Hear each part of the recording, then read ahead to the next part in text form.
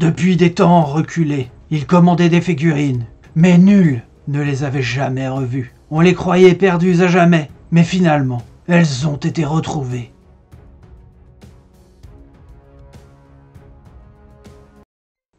Salut à tous, c'est Tokuvar, on se retrouve aujourd'hui pour une nouvelle review sur la Figuarts d'Anne Kurotoshin, sortie en novembre 2018. C'est quelque chose que j'avais dans un carton depuis un moment, et on va essayer de vous faire découvrir pas mal de Figuarts qui traînent dans ce petit carton que j'ai jamais ouvert, parce que j'ai jamais eu le temps et que j'ai déménagé entre temps. Du coup, on va vous présenter celle-ci aujourd'hui, celui qu'on aime détester, hein, pour tous ceux qui ont regardé et adoré Ex-Aid. Voilà, je vais vous montrer ce que ça vaut au niveau position et au niveau de la figurine, et on se retrouve tout de suite après. A tout de suite les Tokuvar.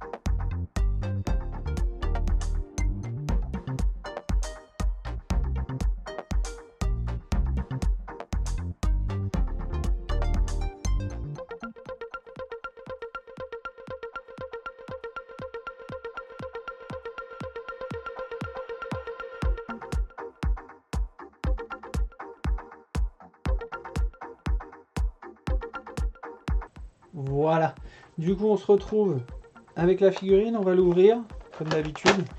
Je vais vous montrer ce qu'il y a dedans. Elle existe en deux versions, il faut le savoir. Donc la première, vous avez donc la veste grise et le petit bonus que je vais vous montrer tout de suite, et la deuxième avec une veste noire. Alors, pourquoi j'ai préféré celle-ci? Tout simplement à cause d'un tout petit détail ici présent. Si vous avez regardé la série, vous savez très bien ce que c'est. C'est le petit tuyau à la Super Mario Bros qui permet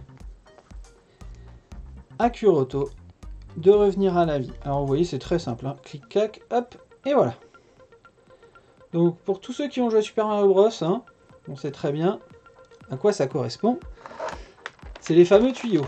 Donc ce tuyau, dans cette version-là, voilà, hop, je vous le montre ici, tac, voilà, et la figurine en elle-même, donc les visages, ultra flippants, on est d'accord.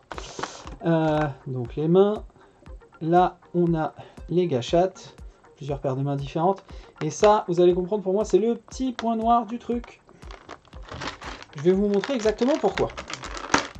Hop, petite ouverture. Donc moi je suis pas ultra fan des personnages à visage en Figuarts. Je trouve qu'en général elles sont souvent ratées.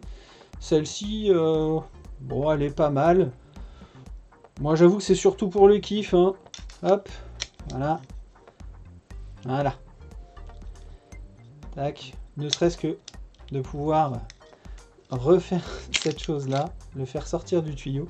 Rien que ça, déjà, c'est énorme. Alors, je vais vous approcher un petit peu. Donc, vous voyez, c'est une veste souple. Donc, il faudra faire quand même attention. Attention aux articulations des mains qui est encore plus fragile que les Figuarts habituelles. Elles sont beaucoup plus petites, beaucoup plus fines. Donc, faites très attention. Le pantalon, le rendu sur les chaussures est vraiment pas mal. Et pour moi, le plus gros défaut, il se trouve ici. Alors ok, il s'est fait tirer plusieurs fois dans le dos, mais c'était quand même pas une raison pour laisser un trou béant. Ce trou béant, à quoi il sert? Eh bien, je vais vous dire ça tout de suite. En gros, vous en avez également un ici, et ce petit bitonio qu'on va clipser dans son dos. À quoi il va servir, vous allez me dire? Eh bien, c'est très simple. Je vais vous le montrer sur le schéma qu'il y a là-dedans.